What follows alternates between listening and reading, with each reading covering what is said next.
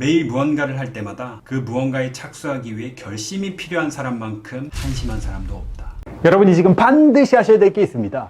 구독, 좋아요, 도전 골든벨까지 해주실 거죠? 봅시다. 야, 대박. 이거 보세요. 작가 메이슨 커리는 저서 리추얼에서 161명의 저명한 작가, 작곡가, 과학자, 철학자 등 창의적인 사람들이 하루를 어떻게 보내는지 그걸 이제 분석을 했다는 겁니다. 그래서 이분이 알게 된 사실은 그들이 무엇보다 일과를 중요하게 여긴다는 거예요. 일과. 이게 뭔 말이냐면 그들은 나름의 방식에 따라 매일 같은 시간, 같은 장소에서 같은 작업을 끊임없이 반복했기 때문에 위대한 창조가 될 수 있었다.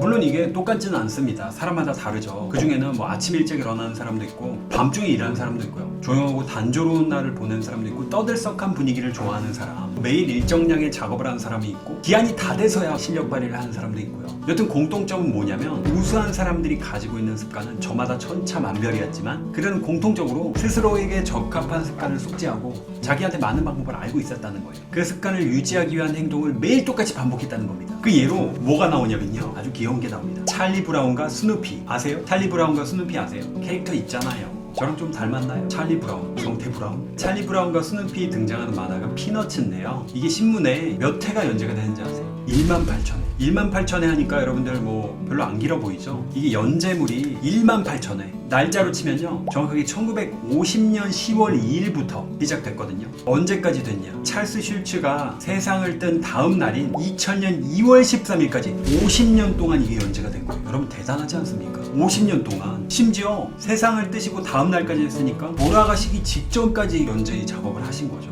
와, 진짜 존경스럽다. 만화를 이렇게 꾸준히, 야, 이건 진짜 여러분 대단하지 않습니까? 진짜 존경스럽네요. 매일같이 이거 안 빼먹고.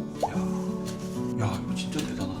야, 대단하다. 진짜 대단하지 않아요? 근데 여기 비결이 나옵니다. 이렇게 엄청난 횟수를 연재하기 위해서 이런 새벽에 일어나 아이들과 아침 식사를 끝내고 차로 아이들 학교 데려다 준 다음에 학교 시간에 맞춰서 데리러 갈 때까지 작업실에서 오로지 일만 하면서 하루하루를 보냈다는 겁니다. 매일 일상이 똑같았다는 거예요. 완전히 습관으로 굳어져 있었다는 거죠. 그래서 이 저자분도 그런 식으로 작업을 한다는데요. 특별한 일이 없는 한 매일 오전 5시에 일어나서 아침 식사와 운동을 한 후에 낮 12시까지 줄곧 컴퓨터에 앉아서 글쓰기를 한다. 이 습관을 20년 이상 지속하고 있다. 이 습관 덕분에 200권이 넘는 책을 낼 수 있었다. 야, 이거 뭐야? 이 저자분이 더 대단한데? 20년 이상을 지속 200권이 넘는 책. 그럼 1년에 몇 권을 낸 거예요? 1년에 책을 10권을 넘게 내신 거예요? 한 달에 거의 한 권을 내신 거네? 야, 대박이네요. 저는 지금 쓰고 있는 영어 독해책 그 한 권 작업하는데 그것도 진짜 벅찬데 제가 독해책 작업하면서 한 5kg 빠진 것 같아요. 그냥 독해책이 아니라 이제 속독 훈련하는 독해책이거든요. 야, 근데 진짜 빡세네. 근데 이분도 매일 똑같은 하루 일과예요. 오전 5시에 일어나면 기상 찍고 15분 동안 명상했고 늘 같은 식단과 같은 맛의 커피로 20분 동안 간단하게 아침 식사하고 스트레칭해서 몸 푼 다음에 작업으로 들어간다. 일주일에 한 번 골프 라운딩 하는 날이나 강연이나 출장 가는 날에도 새벽 5시부터 시작해서 외출 준비할 때까지는 이 글 쓰는 작업을 하셨다는 겁니다. 심리학자 윌리엄 제임스가 이런 말을 하셨다고 해요. 매일 무언가를 할 때마다 그 무언가에 착수하기 위해 결심이 필요한 사람만큼 한심한 사람도 없다. 야, 이거 팩폭이네. 이렇게 훅 들어오네요, 팩폭이. 왜냐면 우리는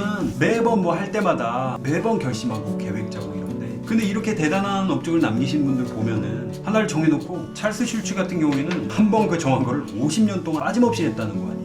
굉장히 반성하게 됩니다. 그리고 영화 쇼생크 탈출의 원작자인 스티븐 킹은 어느 인터뷰에서 이렇게 말했다고 해요. 나는 내 생일과 추수감사절만 빼놓고 1년 내내 글을 쓴다. 근데 여러분 놀랍게도 이게 거짓말로 드러났습니다. 이거 거짓말이었어요. 거짓말이 드러나서 스티븐 킹이 이렇게 수정을 했다고 합니다. 솔직히 말하면 나는 생일과 추수감사절에도 글을 쓴다.